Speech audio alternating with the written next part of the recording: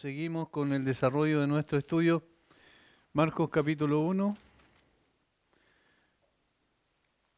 Vamos a leer del versículo 12 al versículo 20. Del 12 al 20 vamos a leer porque contienen un mismo tema, aun cuando relatan situaciones distintas, no obstante tienen un mínimo o un común denominador. Marcos 1, versículos 12 al 20.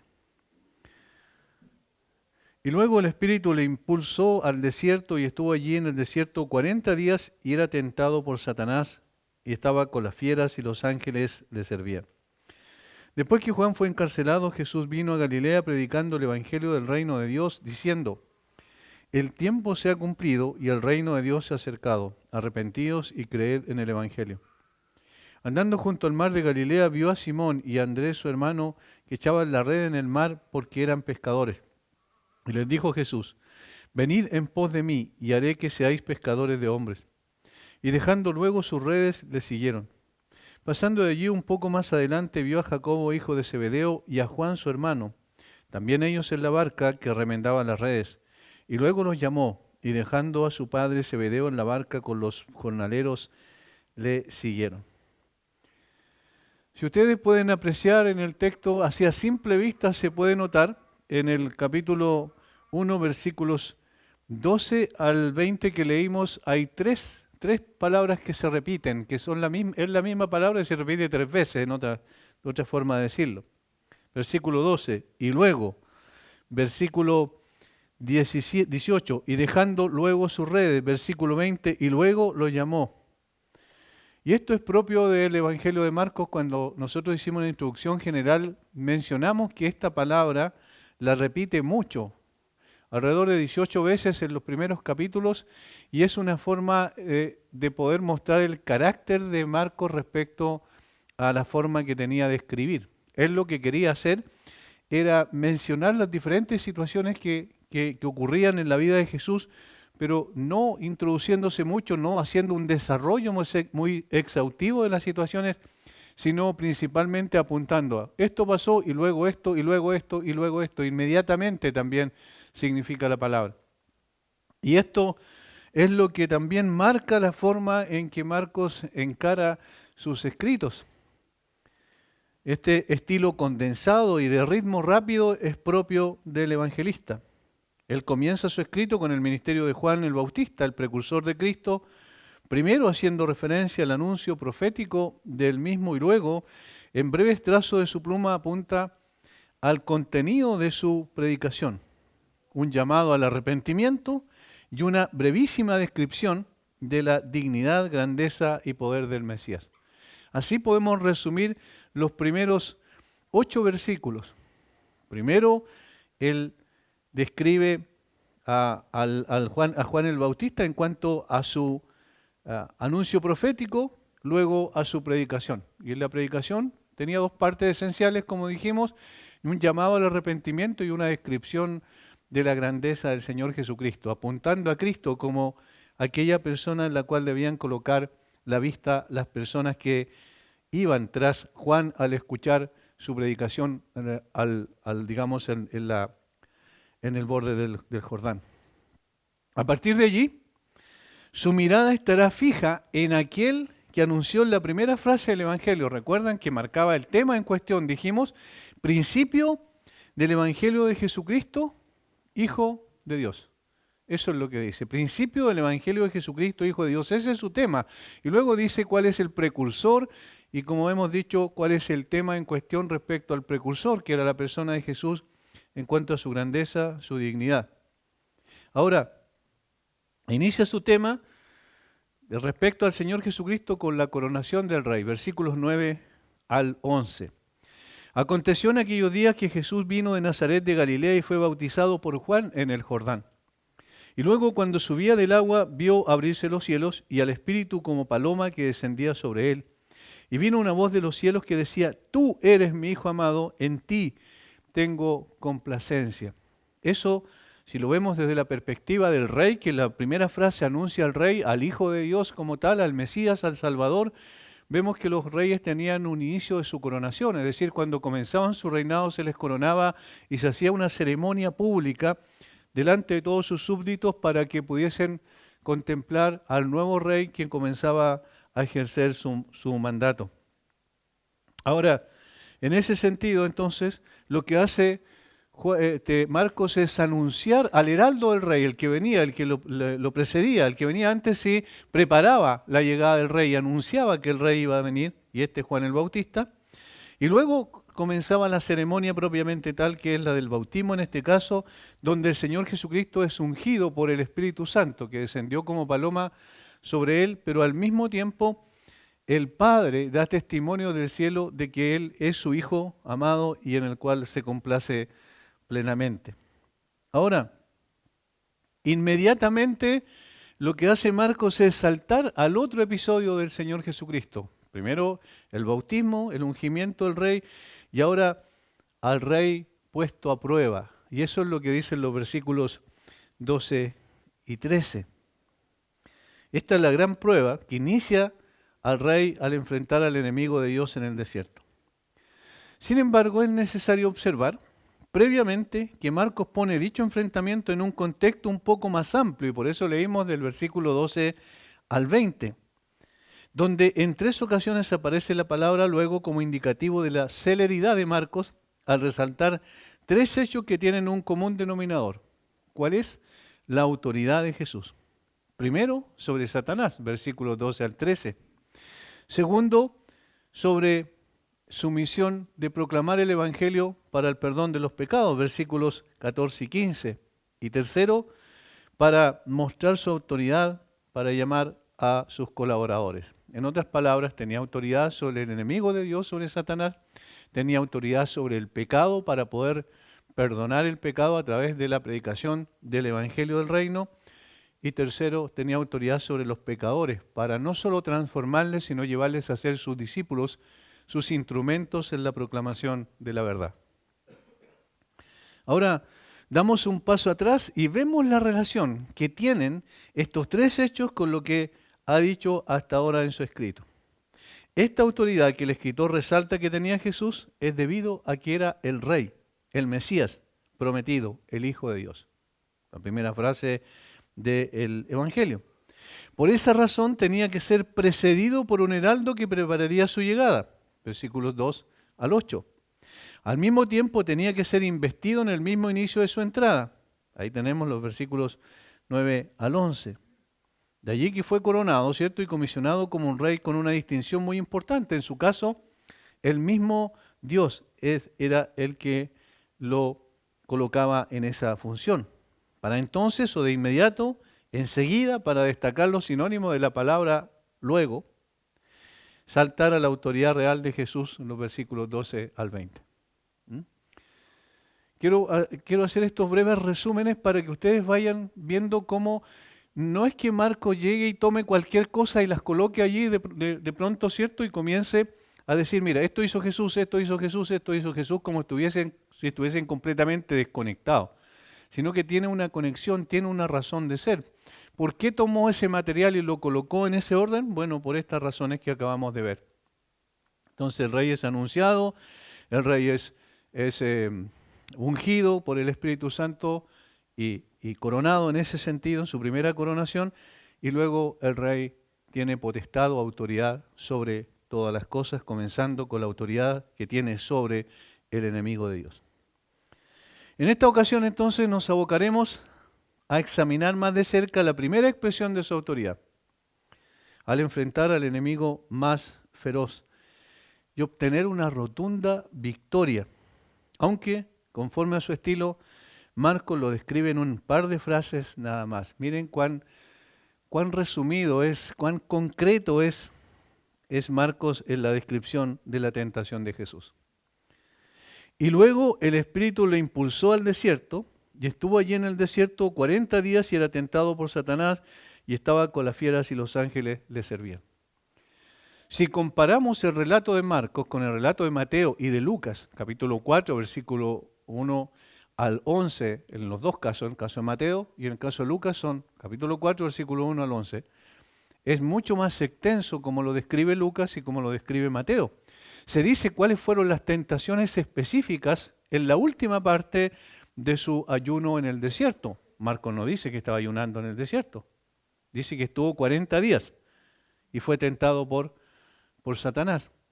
Marcos no dice, no relata el proceso, lo que hay entre medio, pero sí concuerda en la primera descripción que hace, que en realidad el Espíritu Santo fue el que lo impulsó al desierto. Y luego el Espíritu lo impulsó al desierto y estuvo allí en el desierto 40 días y era tentado por Satanás y estaba con las fieras y los ángeles le servían. En esta escena descrita tan brevemente por Marcos, vemos varias cosas que son importantes puntualizar. Primero, vemos que Jesús fue tentado conforme al plan de Dios. Eso es lo primero que tenemos ahí. Segundo, que fue tentado por Satanás, es decir, se describe al tentador propiamente tal. Tercero, que fue tentado en el desierto. Y cuarto, que venció la tentación y al tentador. Esas son las 4 cosas que tenemos en estas breves frases aquí. A mí me gusta ser más exhaustivo en el desarrollo de los estudios porque de esa manera también sacamos más provecho al mismo. Tenemos más nutriente espiritual para nuestras vidas, conociendo al Señor Jesucristo a través de estos hechos. Vamos entonces a lo primero. Jesús fue tentado conforme al plan divino. Eso es notorio por la frase, y luego el Espíritu le impulsó al desierto. El Espíritu le impulsó al desierto. No fue una casualidad, fue una causalidad. Es decir, había una causa detrás de la razón por la cual Jesús fue al desierto. Después de su investidura como rey por parte de Dios delante de los hombres, se podría esperar que el Señor iniciara de inmediato su misión proclamando el Evangelio del Reino a las multitudes. Es decir, que una vez proclamado públicamente por el Padre, asintiendo que Él era su Hijo amado y que en Él se complacía plenamente, podría haber como iniciado inmediatamente su ministerio en forma abierta. Pero no ocurrió eso. En lugar de aquello, vemos que fue el mismo Espíritu de Dios que lo condujo al desierto, a la soledad.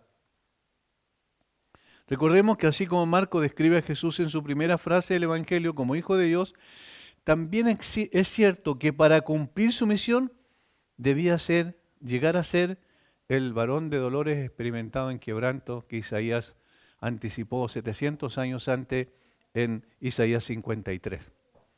Es decir, no solo era el Hijo de Dios que tenía una filiación especial, particular, íntima con el Padre en su misma esencia y naturaleza, sino que también debía venir a ser el Hijo del hombre para representar al hombre delante de Dios.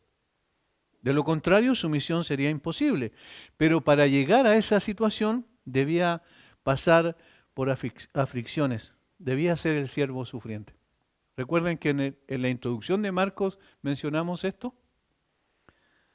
Ahora, justo antes de este evento, había sido investido y ungido como rey. Sin embargo, antes de comenzar su ministerio, debía enfrentar al enemigo en su propio campo. De forma tal que era necesario, según el plan de Dios, que tomara desde el principio el lugar de representante del hombre a quien venía a salvar. Por eso el Señor Jesucristo es un Salvador eficaz, porque no solo es Dios, que tiene el poder para salvar, sino también es hombre para identificarse con la causa, la razón por la cual los hombres debían ser condenados y no salvados. Para salvarlos entonces, Él viene a ser la cabeza federal de la raza redimida, así como Adán fue la cabeza federal de la raza corrompida. De tal manera que es representante, así como Adán es representante en nuestro pecado, en la caída, Jesús viene a ser representante nuestro en el sentido de la redención, porque Él es el Redentor y entonces todos sus descendientes espirituales, por decirlo así, ese linaje que menciona Isaías 53, verá linaje, este linaje también debía ser bendecido por la victoria del Señor Jesucristo. Donde el primer Adán fue vencido, el segundo Adán debía obtener la victoria desde el mismo principio. Lo que se consumaría definitivamente en la cruz del Calvario. Recordemos que allí se manifestaría esta paradoja, que aquel que fue condenado como rey, según la inscripción que colgaba sobre la cruz, ¿recuerdan? Jesús, rey de los judíos. Eso era lo que había allí, no, con las palabras en el latín que nosotros conocemos normalmente, INRI, ¿cierto? Que era lo mismo. Jesús, hijo de Dios, o hijo, quiero decir, Jesús de Nazaret, rey de los judíos. De tal forma que él fue coronado, o sea, fue crucificado con la inscripción y de que era efectivamente el rey de los judíos, pero al mismo tiempo era coronado con espinas. No sé cómo, si entienden la paradoja que se produce allí. Él era el rey efectivamente, y eso lo reconoció Pilato al colocar el título sobre su cabeza en tono de burla, pero en definitiva detrás de eso había una verdad. Pero al mismo tiempo era coronado con espinas. Y eso es el varón de dolor experimentado en quebranto. ¿Lo notan? Por un lado el rey genuinamente el rey no solo de los judíos, sino el rey del universo, y por otro lado, ese mismo rey era humillado hasta lo sumo al colocarle una corona de espinas en tono de burla y desprecio. Que era al mismo tiempo, si nosotros vemos en Génesis capítulo 1, después de que el hombre cayó en pecado, las espinas eran, o los espinos, eran consecuencia del pecado del hombre. Espinos y cardos te producirá la tierra, ¿recuerdan? De tal manera que estaban bajo, es una expresión de maldición por causa del pecado. El mismo rey era entonces al mismo tiempo el humillado siervo sufriente. ¿Lo notan? Ahora, dice, el Espíritu le impulsó al desierto. Es obvio que se trata del Espíritu Santo, el mismo que lo había ungido como rey en el bautismo. Ahora lo lleva al desierto. Según Lucas 4:1, en el texto paralelo, Jesús, lleno del Espíritu Santo, volvió del Jordán y fue llevado por el Espíritu al desierto. Lleno del Espíritu, conducido por el desierto, por el Espíritu. Lleno del Espíritu, guiado por el Espíritu. Eso es lo que dice Lucas. Ahora, Mateo es más expresivo todavía en su descripción. Entonces Jesús fue llevado por el Espíritu al desierto para ser tentado por el diablo. ¿Notan cómo la tentación no es algo que se le ocurrió al enemigo simplemente? Obviamente él es el agente, el ejecutor de la tentación, él es el tentador, pero era el plan de Dios que tenía que ocurrir aquello. Por eso dice que fue llevado por el Espíritu al desierto para ser tentado por el diablo. Dice que la razón por la cual Dios, el Espíritu Santo, le llevó al desierto fue para ser tentado por el diablo. Es decir, la tentación de Jesús no fue un accidente, no fue un evento más, una situación circunstancial en su ministerio, en su vida, sino que era esencial conforme al plan de Dios. Estaba determinado por Dios como necesario para cumplir su misión redentora. ¿Qué otro evento específico? Bueno, hay muchos en toda la vida de Jesús. Él cumplió alrededor de 300 profecías predictivas en su primera venida. Por lo tanto, hay muchas cosas, pero hay un evento también que este es al principio de su ministerio y el otro sería al final de su ministerio, que habla de que debía morir también en una cruz. Así como debía ser tentado por el diablo en el desierto, debía posteriormente morir en una cruz. Eso conforme al plan de Dios. Eso lo dijo Pedro y lo reconoció Pedro en su primera predicación en el libro Los Hechos. Si ustedes ven ahí en Hechos, particularmente en Hechos capítulo 2, ahí lo vemos con toda claridad, luego se repite en Hechos capítulo 4. En Hechos capítulo 2 dice literalmente Pedro, 2:23, a este entregado por el determinado consejo y anticipado conocimiento de Dios. Por el determinado consejo y anticipado conocimiento de Dios, o sea, según el plan de Dios. Capítulo 4 ahora, versículo 27-28. Porque verdaderamente se unieron en esta ciudad contra tu santo Hijo Jesús, a quien ungiste. Herodes y Poncio Pilato con los gentiles y el pueblo de Israel. Allí está todos los que participaron en la crucifixión directamente. Versículo 28. para hacer cuanto tu mano y tu consejo habían antes determinado que sucediera. ¿Lo notan? No puede ser más claro ahí. Era el plan de Dios, era el propósito de Dios. De hecho, si Jesús no muere en una cruz, entonces no tendríamos ninguna posibilidad de salvación. Por lo tanto, era el plan de Dios. Así también la tentación era el plan de Dios. Estaba establecido por Dios desde antes de la fundación del mundo. Era necesario para cumplir entonces su misión redentora. La palabra impulsó que tenemos ahí en Marcos, en griego es enfática y significa expulsar u obligar a alguien a salir, es decir, llevado sin posibilidad de resistencia.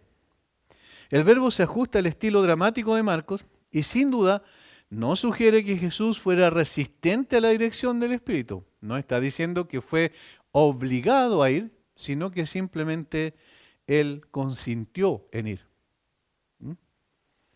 Más bien pone de relieve la realidad de que el Espíritu estaba en control, llevando a Jesús a cumplir perfectamente cada elemento del plan del Padre. La Trinidad en pleno estaba detrás de esta acción de llevar a Jesús al desierto para ser tentado. Esto tenía que ser así. No, más adelante vamos a ver las razones evidentes por las cuales tenía que ser así. El mismo Espíritu que acababa de descender sobre él como una paloma, ahora lo empuja hacia adelante, como dijo alguien, como el impulso de un león, es decir, con toda la fuerza, como con las alas de un águila, para soportar la gran prueba. La razón de esto se encuentra en la intención divina de que el Hijo del Hombre participe no solo en nuestra naturaleza humana, sino también en nuestra experiencia humana. ¿Cuál es la experiencia natural que tenemos los hombres desde siempre, desde la caída en el huerto del Edén en adelante? ¿Cuál es la experiencia? La tentación. La prueba, estamos constantemente puestos a prueba. Entonces el Señor también participó de lo mismo, como dice después el autor de Hebreos, para poder también compadecerse de nosotros. Entonces esa es la primera razón que tenemos allí. Ni siquiera se encogió ante una situación tan aguda como la que él esperaba, porque él sabía que tenía que enfrentar al enemigo de Dios. Guiado, impulsado por el Espíritu, el divino Señor se encontró con su enemigo en el lugar designado como aquel que lucha la batalla en lugar de otros, en combate único, para someter a los asaltos más feroces de Satanás. Y esto nos lleva a lo segundo. Pero antes, quiero recapitular lo que hemos dicho. Esto, lo que pasó en la vida de Jesús, no solo aquí, sino que en todos los eventos sucesivos, posteriores, incluyendo la crucifixión, la sepultación, la resurrección del Señor, la ascensión a los cielos, todo, cada detalle estaba planificado, organizado por Dios, el Dios Trino, el Padre, el Hijo y el Espíritu Santo. El Hijo se somete al Padre y viene a hacer la voluntad de su Padre para buscar y salvar lo que se había perdido. Pero en ese proceso necesitaba identificarse con nosotros en todos los aspectos. Obviamente, Él era igual a nosotros en todos los aspectos, pero sin pecado. Y eso era lo distintivo. Ahora alguien apuntó bien, en este sentido, dice algo así como, el Señor Jesucristo era impecable, es decir, no tenía pecado, nunca tuvo pecado, ni en pensamiento, ni en sentimiento, ni en nada, ni interior, ni exteriormente, ni en acción, pero necesitaba ahora experimentar lo que significa la santificación o la santidad. En otras palabras, este autor dice, es impecable y la impecabilidad es un hecho negativo. ¿Por qué? ¿Qué significa la impecabilidad? Que no, ahí está el hecho negativo, no tiene pecado. ¿Cierto? No digo que sea negativo en términos morales, sino que estoy diciendo en la forma en que se expresa. Impecable, cuando nosotros decimos Jesús era impecable, ¿qué pensamos inmediatamente? No tenía pecado. Ahora hay una parte positiva de la impecabilidad. ¿Cuál es? La santidad. ¿Y cómo se expresa eso? A resistir la prueba. A resistir la tentación en este caso. ¿Entienden? Cuando hablamos de santidad, entonces estamos diciendo, bueno, esta persona permaneció en santidad. ¿Por qué? Porque no solo no cedió al pecado, sino que venció el pecado. ¿Entienden la parte positiva? Impecabilidad, santidad. El Señor Jesucristo ahora entonces tenía que vencer la prueba para mostrar su santidad absoluta. No en el sentido que comenzó a ser santo, sino en el sentido de manifestar eso expresamente. Ahora, la palabra griega que se traduce tentado, en realidad es un término moralmente neutro. ¿Qué significa? Que no es malo ni bueno, depende de la situación. Y particularmente depende de quién es el que tienta o prueba. Así se puede ver. Es un término que simplemente significa probar. Esta prueba puede ser positiva o negativa según quién la ejecute. Ese es el asunto. En este caso es negativa. ¿Por qué? Porque es Satanás, el enemigo de Dios, quien la realiza. Y el propósito es poder derrotar al Señor Jesucristo y hacerlo caer en la primera prueba que Él tiene rumbo a la cruz, es decir, rumbo a la redención. Entonces lo segundo es, Jesús fue tentado por Satanás. Jesús fue tentado por Satanás. Es necesario aclarar que aunque la tentación de Jesús obedece al plan de Dios, no es quien tienta, no es Dios quien tienta a Jesús. No sé si me están entendiendo. Si obedece al plan de Dios la tentación de Jesús, sí, absolutamente, es conforme al plan de Dios, pero no es Dios el que tienta. De hecho, Santiago 1:13 clarifica que Dios no puede tentar a nadie. En consecuencia, no es Dios el que tienta. Dios permitió que su Hijo fuera tentado con el único propósito de que por medio de su victoria Jesús pudiera demostrar su absoluto poder y autoridad sobre las artimañas del diablo. Es decir, la tentación vino para poder dejar de manifiesto a todos que el Señor estaba cualificado para ser el Redentor. ¿Y cómo lo hacía? Sometiendo al enemigo. Si Jesús no hubiese podido vencer a Satanás en el desierto, entonces no estaba cualificado para ser el Salvador. En cambio, al vencerlo, eran las cartas credenciales que mostraban sí, está cualificado y puede ser el Salvador. Entonces, Dios permitió con este propósito que Jesús fuera tentado. La tentación de Cristo no sucedió por voluntad de Satanás, dijo alguien, en la voluntad de Dios. Esta fue otra manera de certificar al Hijo. Es decir, así como este es mi Hijo amado en el cual me complazco, este es mi Hijo amado que tiene el poder y la autoridad para vencer al enemigo. Ahora, hay dos cosas que es necesario notar en cuanto a la tentación de Satanás. Son muy interesantes. Primero, lo hace en un momento muy importante de la vida de Jesús. ¿Qué es lo que había sucedido recién? Versículos 9 al 11. El bautismo de Jesús. ¿Qué es lo que era el bautismo de Jesús? La proclamación de que Él era el Hijo de Dios, de que Él estaba ungido para el propósito para el cual vino a esta tierra y que Él tenía el poder, contaba con el poder del Espíritu Santo para poder hacer la tarea. O sea, fue proclamado en el fondo en ese momento como aquel que era el indicado para realizar la tarea. Satanás escogió el momento oportuno. Recién había sido testigo de la aprobación del Padre al Hijo en el bautismo. Cuando la voz del heraldo de Dios, Juan el Bautista, y el precursor de Cristo, y la voz de los cielos se mezclaron en aclamación del Hijo de Dios, Satanás probó todas sus artes y sus artimañas para derrotar a Jesús. Mirando atrás en la historia, vemos como el enemigo había sumido a Elías en la desesperación y el deseo de morir. ¿Recuerdan? Pero ¿en qué momento lo hizo? Vamos a Primera de Reyes capítulo 18. Primera de Reyes capítulo 18. Ahí está el relato histórico de lo que sucedió con Elías, el profeta Elías. Versículo 36 en adelante.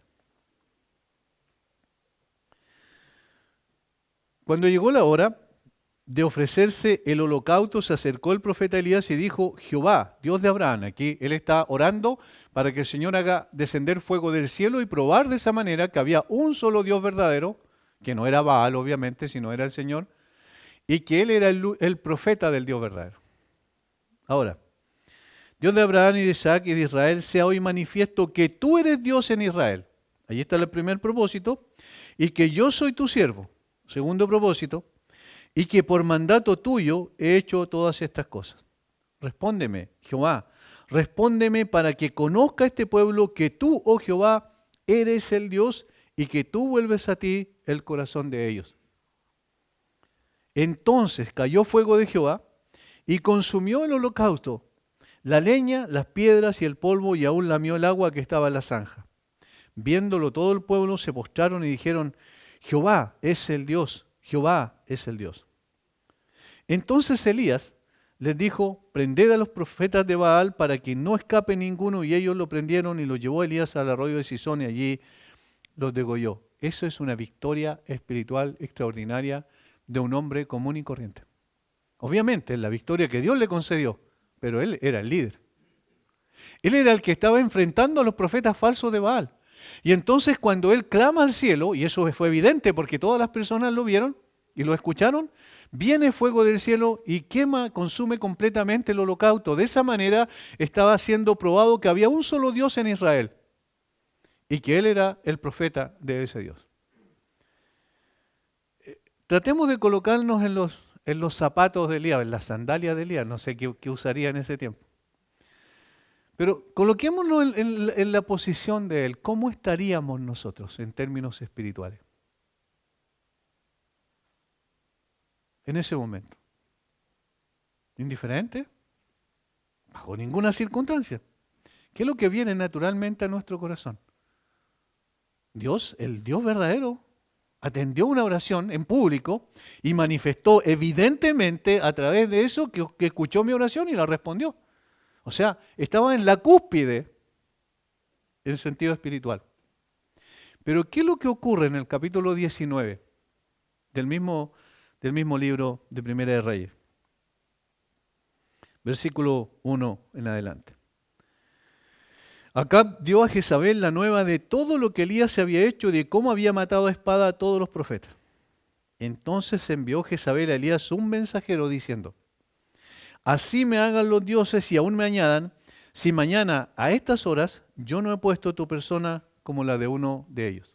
O sea, una amenaza directa de la esposa de Acab, del rey. Versículo 3.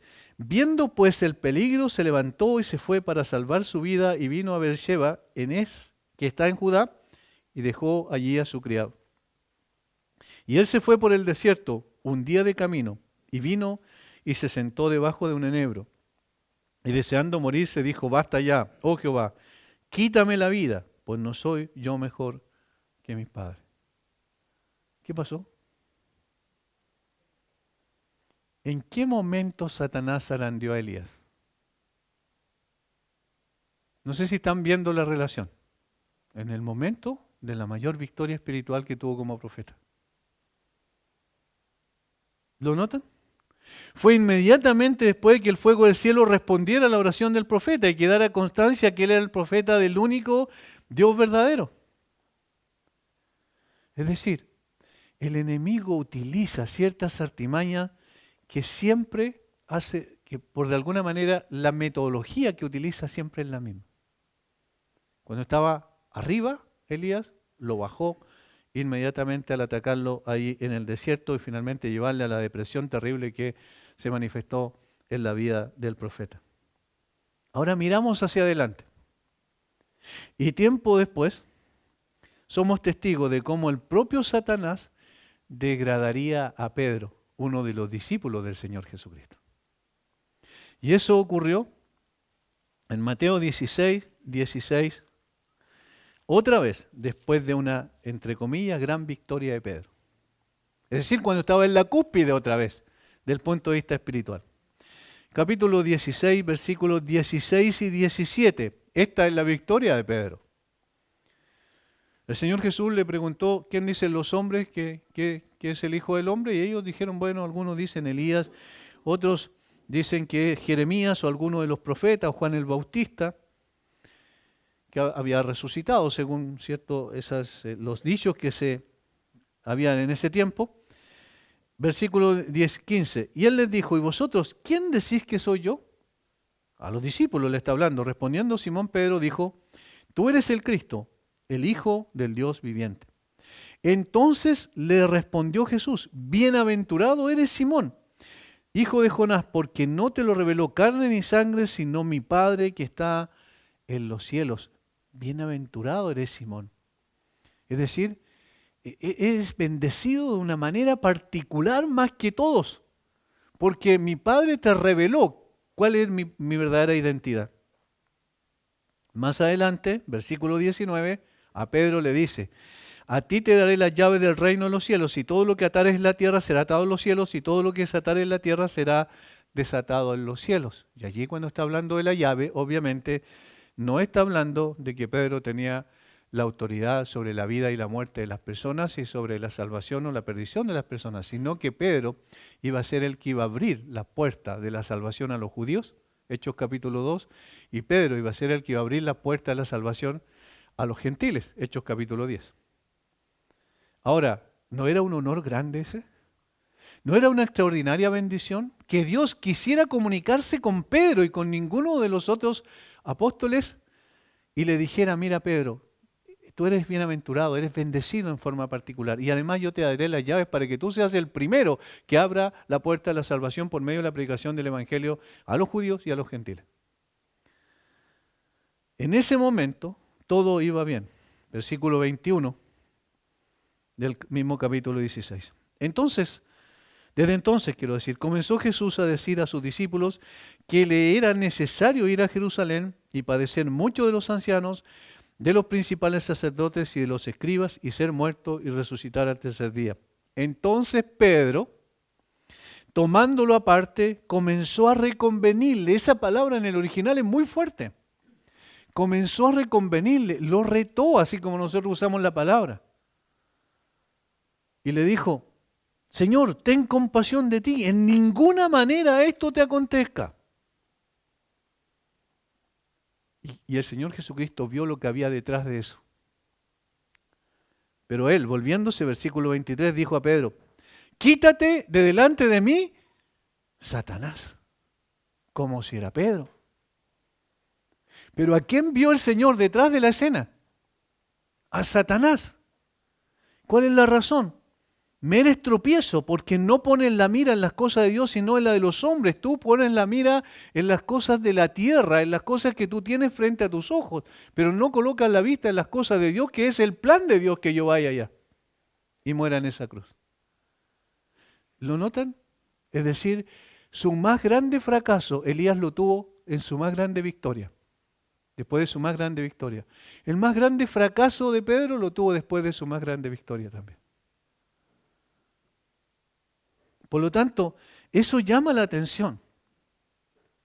Y debe llamar la atención de nosotros también en el sentido cotidiano de lo que somos como creyentes.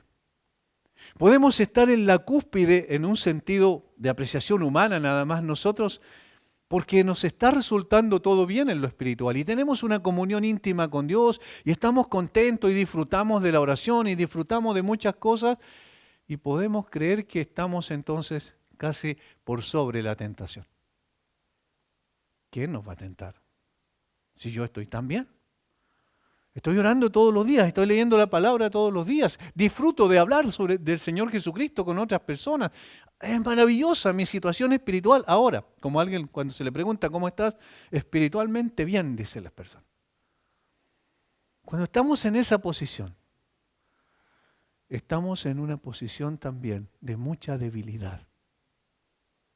Y nos cuesta reconocer eso. De mucha debilidad, porque Elías estaba en la cumbre y el Señor lo bajó. O mejor dicho, Satanás lo tentó y lo bajó.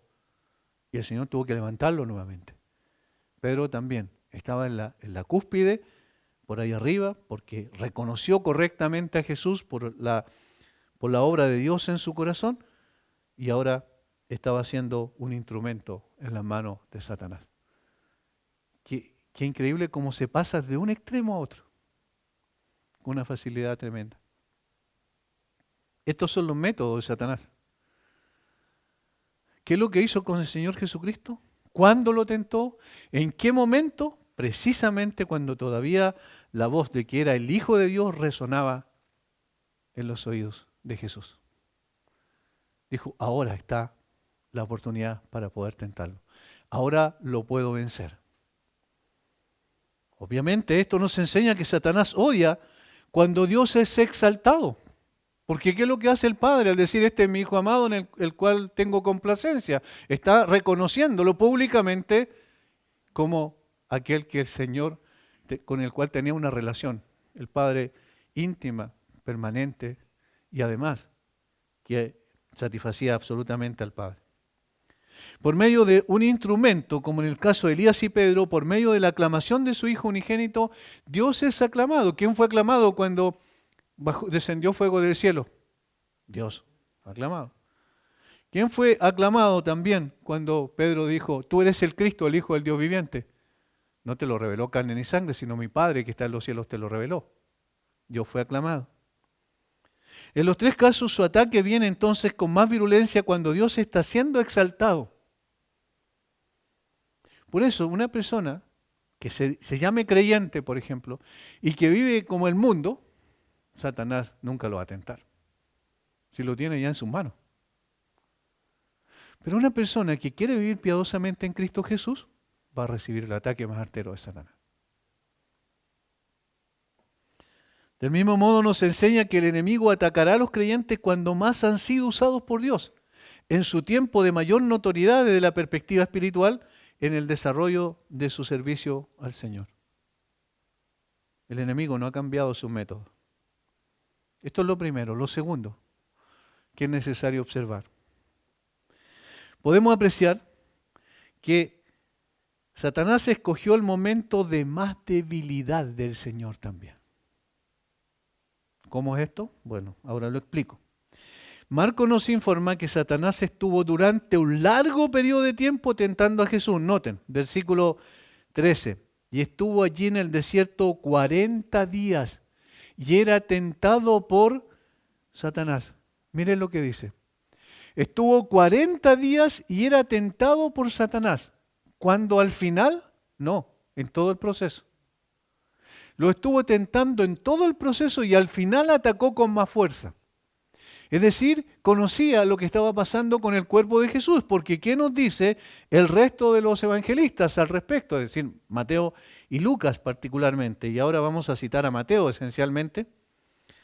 Dice que estos 40 días fueron 40 días de ayuno de parte de Jesús. Y él era 100% hombre, recordemos eso. Mateo nos dice que durante todo ese tiempo Jesús estaba ayunando. Y después de haber ayunado 40 días y 40 noches, tuvo hambre, dice. Tuvo hambre y vino a él el tentador. ¿En qué momento vino a él el tentador? Ya lo estaba tentando antes, pero ¿cuándo lo atacó más fieramente? Cuando tuvo hambre. Y por eso la primera tentación que menciona Mateo es, di que estas piedras se conviertan en pan. ¿Lo notan? Hay una astucia especial en el enemigo en ese sentido. Y al momento propicio, él quería darle el golpe de gracia. Así como eligió el otro momento donde había sido exaltado, ahora elige también el momento de mayor debilidad. Es evidente que Marcos está enfatizando que durante los 40 días Jesús fue tentado por Satanás. Pero el hecho de que tanto Mateo como Lucas describan las últimas tentaciones de que fue objeto, las 3 tentaciones conocidas, ¿cierto? Es claro que fue en la última etapa de su ayuno que vino el ataque más feroz contra el Señor. Tuvo hambre, dice Mateo.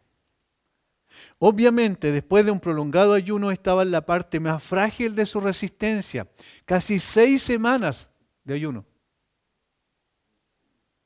Es por eso que la primera tentación tiene que ver con su necesidad física, que a esas alturas de su ayuno se exacerbaba. Es decir, cuando uno, no sé, han pasado un día sin comer, difícil, ¿cierto? Pero horas sin comer, ¿Qué es lo que pasa después? Naturalmente, el cuerpo pide, necesita. Y en la medida en que pasen más horas, se exacerba mucho más el hambre todavía y el deseo por comer. Ahora aquí no estamos hablando de horas, estamos hablando de muchos días. Como dije, casi 6 semanas. Y en ese proceso, en ese largo proceso, al final de ese proceso, el enemigo lo usa especialmente para atacarlo en forma directa. Incluso le dice algo interesante, en Mateo lo tenemos y en Lucas: si eres hijo de Dios. ¿Sabes lo que está recordándole a Jesús? Pero si tu padre acaba de decir que tú eres su hijo. Entonces, si eres hijo de Dios, demuéstralo. ¿Cómo? Haciendo que estas piedras se conviertan en pan. Había una tentación directa al Señor en su mayor debilidad. Recordemos que Jesús era también 100% hombre, no olvidemos eso. De tal manera que el hambre era real en él. Por eso Mateo lo registra de esa manera. Estaba en su momento de mayor debilidad. Y ojo, era 100% Dios también. Entonces tenía el poder para hacer que esas piedras se convirtieran en pan. Pero el Señor, al venir a esta tierra, se despojó a sí mismo, tomando forma de siervo. Es decir, Él tenía bajo su absoluto control todos sus poderes y no iba a usar sus poderes para beneficiarse en esa batalla, sino que lo iba a vencer a Satanás como hombre. Después vamos a ver por qué es tan importante que lo hiciera como hombre, como representante de la raza humana. Cuando había sido ungido en una ceremonia pública y formalmente reconocido como el Hijo de Dios en el cual el Padre se complace, y el momento de más fragilidad en el que él se encontraba, podemos aprender que los métodos de Satanás no han cambiado. Puede atacarnos cuando nuestra espiritualidad está en el punto más alto, donde estamos llenos de gozo y gratitud porque nuestra vida está siendo usada por Dios maravillosamente. Y que estos tiempos suelen ser los más peligrosos porque bajamos la guardia. Cuando, la guardia quiero decir, contra las acechanzas del diablo. Nos sentimos muy seguros que permaneceremos en la cumbre de la montaña y es donde más fácil podemos resbalar y caer. Nunca olvidemos que las pequeñas victorias pueden embriagar a hombres pequeños. Es decir, las pequeñas victorias embriagan a hombres pequeños, como nosotros, seres humanos comunes y corrientes. Pero Jesús no se dejará embriagar por la victoria del Jordán, porque no es un hombre pequeño, sino el más grande de los hombres que ha pisado la tierra, el hombre por excelencia. Y esto nos lleva a lo tercero. Jesús fue tentado en el desierto. Eso es lo que dice, ¿cierto? Y luego el Espíritu lo impulsó al desierto y estuvo allí en el desierto, repite 2 veces Marcos. Los 3 evangelistas sinópticos, Mateo, Marcos y Lucas, a eso nos referimos con los evangelistas sinópticos, nos informan sobre el evento de la tentación y señalan al desierto como el escenario de la confrontación. Un lugar desolado, completamente aislado de los seres humanos y provisiones para saciar sus necesidades físicas. Por eso estas pequeñas palabras que describe Marcos en el versículo 13, y estaba con las fieras. Esa es una forma de decir, no había ningún ser humano alrededor de él. Estaba con las fieras salvajes, obviamente en el desierto, no había agua, no había provisión material, no había compañía, que es obviamente también una de las necesidades básicas de un ser humano. De la exaltada experiencia de su coronación en el Jordán, Jesús había pasado a estar completamente solo y aislado en un lugar estéril. La voz del Padre todavía debía haber resonado en su mente mientras es conducido al desierto para enfrentar la lucha más encarnizada con el enemigo de Dios. Alguien apuntó correctamente. Desde el bautismo ascendió, por así decirlo, hacia Dios como el Hijo amado. Pero de la tentación viene a la tierra como el Hijo del Hombre. El Jordán se encuentra en el lado celestial, el desierto en el lado terrenal de Cristo. Eso es verdad. Como Hijo de Dios es aclamado por el Padre, como Hijo del Hombre es tentado por Satanás. Alguien describió el desierto en el que Jesús fue tentado como un paisaje polvoriento, desolado y peligroso que está dividido por picos rocosos, precipicios escarpados y barrancos sorprendentes. Hasta el día de hoy así es el desierto al sur del Jordán, al sur de Jerusalén también, pero hacia el lado del Jordán. El desierto es completamente estéril. El lugar y las condiciones en las que fue puesto el Señor era el escenario ideal para que una persona pudiera ceder a la tentación. Soledad, aislamiento, hambre, debilidad física y mental. ¿Qué pasa cuando una persona está sin comer? No solo se debilita físicamente, sino se debilita mentalmente. No puede razonar en forma adecuada. Está en una debilidad absoluta. Jesús estuvo en ese lugar casi 6 semanas, como dije, sin comer. Casi 6 semanas sin comer crea una condición desesperada, especialmente en el lugar en que Jesús se hallaba. Su estado físico habría comenzado a deteriorarse después de solo 2 semanas. De modo que sin duda las fuerzas le habrían abandonado mucho antes de que la tentación alcanzara su asalto final. Por tanto, las posibilidades que Jesús sucumbiera a la tentación en el desierto eran muy altas, muy altas. Hablando en términos de la vida humana, por supuesto. Pero, ¿cuál fue el resultado de la tentación? Y esto nos lleva al último punto. Estaba solo en el desierto, sin ayuda de nadie, estaba enfrentando al enemigo más feroz que existe, el enemigo de Dios, a Satanás. No tenía comida, no tenía agua, no tenía nada para poder satisfacer su necesidad natural y básica. Y esto es lo cuarto. No obstante las circunstancias, Jesús venció la tentación y al tentador. Los evangelistas Mateo y Lucas son más explícitos en describir la victoria de Jesús contra el tentador, porque mencionan las 3 tentaciones y cómo el Señor Jesucristo lo enfrentó con la palabra y con la sola palabra venció a Satanás. Eso lo muestran claramente Mateo y Lucas. Pero aquí Marcos, conforme a su estilo, es mucho más sucinto en cuanto a lo que dice. Marcos solo se remite a decir que los ángeles le servían. Pero los ángeles no le servían para enfrentar a Satanás. No vinieron a servirle para enfrentar a Satanás. No vinieron a fortalecerlo para que diera la batalla. No, vinieron al final. Veamos Mateo 4:11. Mateo 4:11. Noten lo que dice. El diablo entonces le dejó. ¿Cuándo dice eso Mateo? Después de que venció Jesús con la palabra a Satanás en 3 ocasiones. El diablo entonces le dejó. Y aquí vinieron ángeles y le servían. ¿Cuándo vinieron los ángeles y le sirvieron? Después de que había vencido a Satanás. Es decir, el Señor Jesucristo no enfrentó con el poder de los ángeles a Satanás. Lo enfrentó solo. Lo venció solo, como hombre, 100%. Sin ayuda especial de parte del cielo. Sin usar sus poderes sobrenaturales que tenía como Dios hecho hombre. Lo venció solo como hombre, en toda su esencia.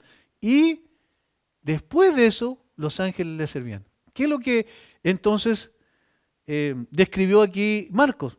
Bueno, el final de la batalla, cuando ya el Señor había vencido.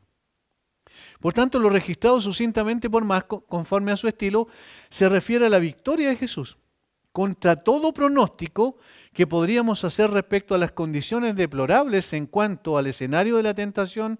Jesús obtuvo una aplastante victoria. Dicho de otro modo, le propinó una aplastante derrota al tentador. Por supuesto, hay más que observar. El Señor Jesucristo tomó naturaleza humana para identificarse plenamente con aquellos a quienes venía a salvar. Esa es la razón. De tal manera que en la tentación era también el representante de los hombres que había venido a salvar, como el mismo apóstol Pablo lo explica en Romanos 5. Cristo es el segundo Adán. Para que fuera entonces nuestro Salvador, debía ser tentado en todo conforme a nuestra semejanza, pero como era sin pecado, lo podía vencer. Debía resistir allí donde el primer Adán fracasó estrepitosamente. Debía vencer donde el primer Adán fue derrotado. ¿Dónde fue derrotado el primer Adán? En la tierra. ¿Dónde el Señor Jesucristo enfrentó a Satanás? En la tierra. Allí en el mismo escenario. Y esto es lo extraordinario. Es mucho más complejo todavía. Mientras Adán sucumbió en un jardín exuberante donde tenía de todo, recuerden lo que le dijo Dios al principio, de todo árbol del huerto puedes comer, tienes la satisfacción de todo. No era un lugar árido, aislado, donde habían solamente fieras salvajes, no, era un lugar especial, maravilloso, incluso precioso a la vista. Confluían 4 ríos ahí en ese lugar, la vegetación era exuberante, había de todo lo necesario. ¿Y qué pasó con Adán? Fracasó rotundamente. Fue derrotado completamente. Mientras Jesús venció en un desierto estéril. Es decir, era muy difícil pensar que Adán perdiera la batalla en el lugar donde estaba, específicamente en ese huerto. Y era muy fácil decir que Jesús iba a perder la batalla en un desierto, en el lugar que estaba, que era un lugar de muerte, de soledad absoluta, sin nadie a su lado. Mientras que Adán tenía todo para comer a su disposición, Jesús no contaba con ninguna provisión. Mientras Adán fue seducido por Satanás en un lugar sin pecado, ni siquiera en su corazón, Jesús derrotó a Satanás en un lugar lleno de pecado, corrupción y miseria. No sé si captan la segunda comparación o contraste. Mientras Adán fue seducido por Satanás en un lugar sin pecado, porque no había pecado todavía allí, ni en el corazón, es decir, ni en el corazón de Adán, porque había sido hecho perfecto, ni en las circunstancias alrededor de él. No había pecado. Pero fue seducido, y estamos hablando de Adán, sabemos que Eva fue la que pecó en principio, pero Adán era el responsable. Así se le menciona como la cabeza federal de la humanidad. La primera cabeza federal de la humanidad cayó rotundamente. Jesús derrotó a Satanás en un lugar lleno de pecado, corrupción y miseria, porque eso era la tierra, por causa de la derrota de Adán. Así entonces, como la derrota de nuestro representante federal trajo consigo muerte y desolación para cada uno de sus descendientes, por eso todos nacemos en pecado, la victoria de Cristo trajo consigo vida y consolación a su descendencia espiritual, a este linaje que el Señor vería según Isaías 53. Aquellos cuya vida está escondida con Cristo en Dios, somos la descendencia espiritual del segundo Adán, la cabeza federal de la raza redimida. ¿Entienden? Lo que pasó en el desierto ese día no fue algo superficial, no es un asunto para contar una mera historia, sino que se trata de un hecho pero extraordinariamente importante para la redención de nuestras almas. Si el Señor Jesucristo hubiese fracasado en ese lugar, no habría ninguna posibilidad de que tú y yo pudiésemos tener una esperanza eterna. Ninguna posibilidad. Porque el Señor venció en ese lugar y luego venció en la cruz definitivamente, tenemos la certeza de que estando en Cristo tenemos vida eterna. Entonces lo que pasó allí definió en el fondo el estado de nuestras almas para siempre. Por eso estamos aquí, por eso somos creyentes, por eso vivimos bajo el alero de la verdad, de la palabra de Dios y por eso miramos a Jesús como nuestro Redentor. Eso es lo que definió nuestra suerte para siempre. Permítanme concluir con algunas lecciones y aplicaciones prácticas para nosotros en particular. Primero, las temporadas de gracia especial a menudo son seguidas por temporadas especiales de dificultad y prueba. Como dijimos en un momento también en la exposición, las temporadas de gracia especial a menudo son seguidas por temporadas de especial dificultad y prueba. Por lo tanto, en consecuencia, tengamos cuidado con ser altivos y creer que somos mejores que otros porque nos está yendo bien espiritualmente.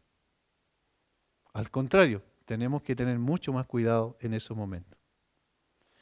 2, la soledad y la separación del mundo no están más libres del peligro espiritual que un estado de relación con el prójimo. Es decir, y eso ocurrió, por ejemplo, en el tiempo del monasticismo, cuando los monjes pensaron que la forma de liberarse del pecado con el cual luchaban todo el tiempo era aislarse e irse a las montañas, a lugares donde no había más gente, porque allí podían liberarse del pecado. ¿Qué pasó? La derrota fue total, porque el pecado iba en sus corazones. Entonces, el hecho de estar solos y estar en un lugar donde no podemos ver televisión, por ejemplo, no podemos usar celulares, no tenemos ninguna relación con la sociedad en ese sentido, eso no produce ningún bien espiritual. Porque la tentación viene también de nuestras propias pasiones, como dijo el apóstol Pedro. Santiago, quiero decir. ¿Se fijan? Tercero, mientras oramos, no nos deje caer en la tentación, tengamos cuidado de no caer en ella por voluntad propia. El cristiano debe recordar que cuando es tentado en su deber de luchar, de la lucha, ¿cierto? En su deber de luchar contra la tentación, solo por la gracia de Dios puede vencer, no por sus propias capacidades. Entonces, mientras oramos, no nos dejes caer en la tentación, no nos metamos en la tentación, en otras palabras. Porque sabemos dónde vamos a ser más tentados, sabemos cuáles son las debilidades más grandes que tenemos cada uno de nosotros, y entonces tengamos cuidado con esos flancos débiles. 4 y final, Cristo peleó la batalla y obtuvo la victoria con las mismas armas que están en manos de todos los cristianos, según Lucas capítulo 4, versículo 1 al 11, según Lucas capítulo 4, Mateo quiero decir, capítulo 4, versículo 1 al 11, tenemos la misma arma que Jesús usó, la palabra de Dios. Está en manos de todos nosotros.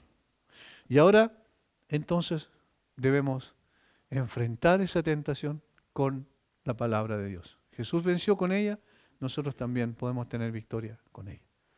Pero no aislado de la gracia de Dios. La gracia de Dios con nosotros, llevándonos a la palabra y usándola como la espada correctamente, que es la espada del Espíritu, como dice la Biblia también. ¿Ya? Así que ahí tenemos la gran victoria de Cristo al principio, que fue un antecedente para la gran victoria de Cristo al final de su vida. Padre, gracias por este tiempo que hemos tenido con nuestros hermanos, gracias por tu bendita palabra, gracias por darnos el privilegio de contemplar a Jesús también como el autor de nuestra salvación, venciendo al tentador, venciendo al enemigo. Allí mismo donde fracasó Adán, Jesús venció. Y eso nos da la certeza, Señor, de que también por tu gracia y por el poder del Espíritu Santo podemos enfrentar también al enemigo, sometiéndonos a ti y usando la palabra como la espada del Espíritu. Danos de tu gracia para no ser personas altivas que creemos que somos mejores que otros, porque en realidad cuando estamos más arriba es donde más fuerte podemos caer. Danos de tu gracia. Haznos más humildes y dependientes de ti, Señor. Lo rogamos en el nombre de Jesús. Amén.